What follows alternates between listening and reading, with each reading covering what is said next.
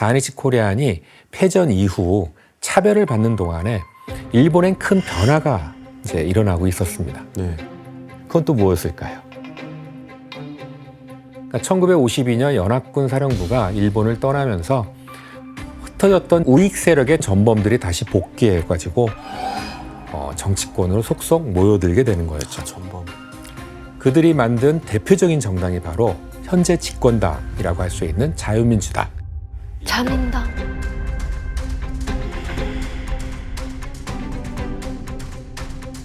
일명 자민당이 됩니다.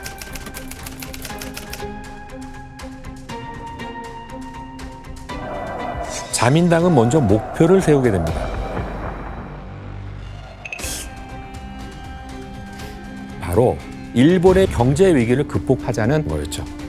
당시 경제 개발은 일본 사회의 최대 과제였고 자민당의 주장은 일본 국민들에게 좀 이렇게 먹혀들었다라고 볼 수가 있어요. 그리고 이때 국가 주도적인 경제 발전을 이루겠다며 일본 경제의 희망으로 떠오른 인물이 있게 됩니다. 바로 누구인지 한번 볼까요? 저 사람? 자민당 세력의 핵심인 기시 노부스케라고 하는 사람입니다. 1957년 일본 총리에 올랐던 인물인데요. A급 전범 용의자이기도 했었고 얼마 전 사망한 아베의 외할아버지.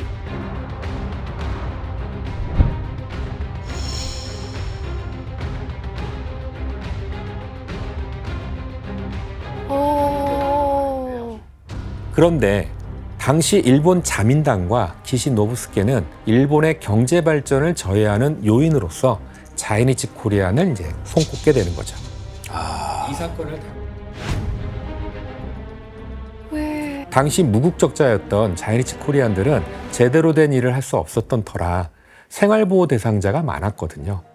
일본 외무성이 1959년에 작성한 문서에 따르면 생활보호 대상자가 약 8만여 명, 이들을 구제하는 비용이 연간 17억 엔이 든다라고 하는 보고서가 있기도 했습니다. 그러니까 뭐 일본 국민의 세금으로 생활한다 이거예요? 그렇죠.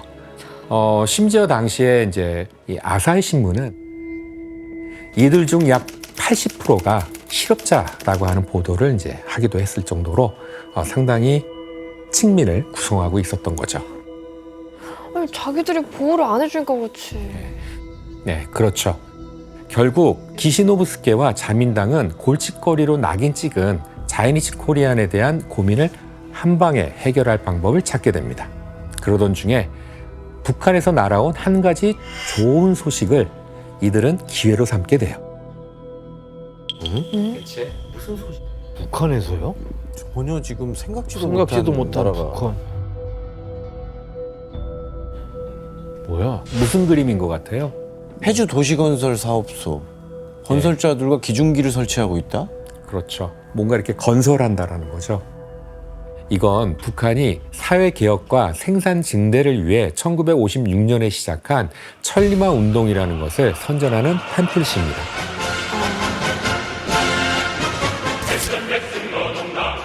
만약 여러분들이 외국에서 차별과 가난으로 생활이 너무 지쳐 있을 때 네. 복구가 진행되고 있는 듯한 이 한반도에 있는 네. 조국의 사진을 본다고 하면 네. 어떤 심정이었을 것 같아요? 일자리다. 일자리를 찾아서 저기로 그렇지. 가야겠다. 그리고 같은 그렇죠. 노동을 할 바에는 우리 민족이 있는 곳, 나를 그쵸, 이해해주고 그쵸. 차별 안 받는 곳으로 가야지. 귀국해서 일해야겠다. 예, 그러니까 수많은 자이니즈 코리안들은 지상 낙원인 북한에 대한 환상을 품게 됐던 거죠. 아, 그래요? まっとうな仕事にはありつけず、神奈川のある部落ではゴミの中から1日300円を拾って食いつないできたのだ。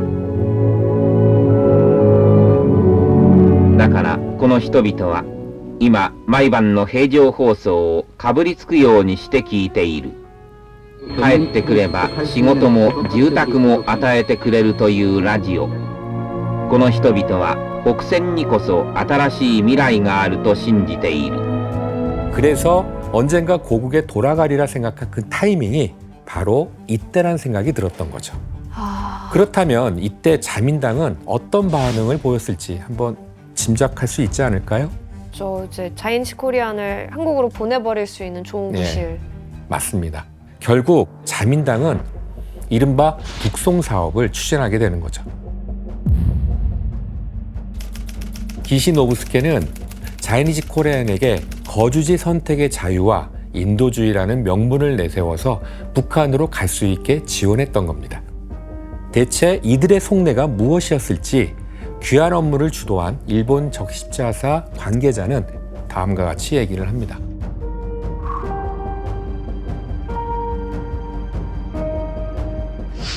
제1조선인의 생활이 점점 곤궁해지고 있어 귀환 외에는 방법이 없다.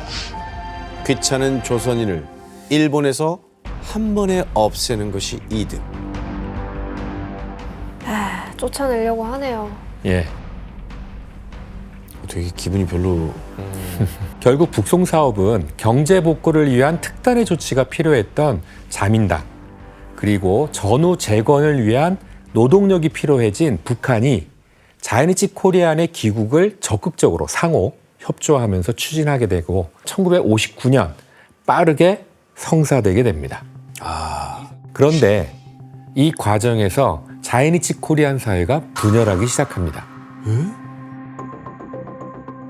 한국을 대변하는 제1본 대한민국 거류민단, 즉 민단과 그리고 북한을 대변하는 제1조선인 총연합회, 즉 조총련 사이에서 갈등이 발생한 거죠. 조총련은 일본 내의 차별을 더 이상 겪기 싫으니 북한으로 가자고 주장했지만 민단은 반대했습니다. こうした中で朝鮮人総連の宣伝カーは活発な帰国運動を続けている。在日朝鮮人が日本での生活の道がなくてもそのまま飢えて死ねと言わんばかりのことを言っています。だが一方では国船のデマに乗るなという韓国居留民団の反対運動も次第に高まってきた。 하지만 결국 많은 자이니치 코리안들은 선전을 믿고 북한을 선택했습니다.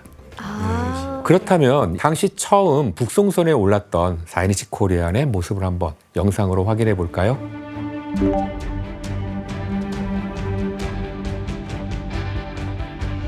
지금 다들 북송하고 있는 거죠. 네, 북한으로 가고 있는 거예요.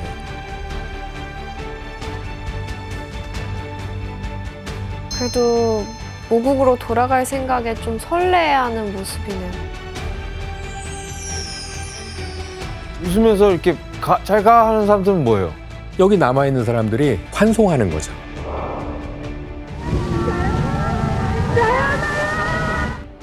다들 조국으로 돌아간다라고 네. 하는 어떤 기쁨의 이제 설레는 표정들이죠. 그리고 가면 이제 생활 형편이 훨씬 나아질 거라고 기대했겠죠. 네, 차별도 없는 곳에서 생활할 수 있을 거다라고 생각하게 된 거죠.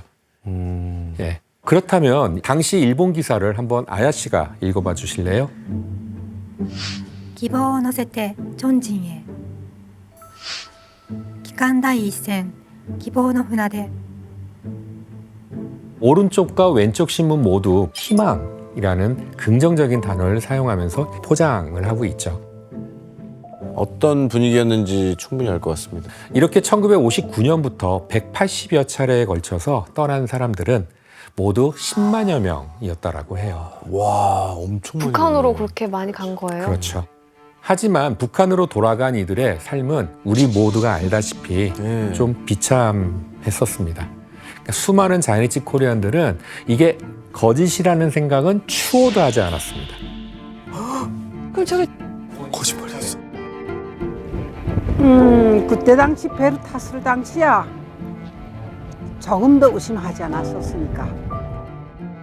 그날 밤은 바다에서 자거든요. 배가 부두에 이렇게 딱 닿았을 때 꽃다발을 이렇게 노래 부르면서 흔들고 있는데 그 사람들을 봤을 때 영양 상태가 나빠서 사람들이 다 끄덕 주저앉았지요. 물질적으로 완전히 가난했단 말이에요. 정말 어렵게 살았어요. 길가에 굶어 죽은 사람들의 시체가 나뒹구는데 몇백만 사람들이 굶어 죽을 때 일본에서 간 사람들이 많이 굶어 죽었어요. 상당한 수가 굶어 죽었어요. 그 쇼크로 정신병 앓은 사람이 굉장히 많아요.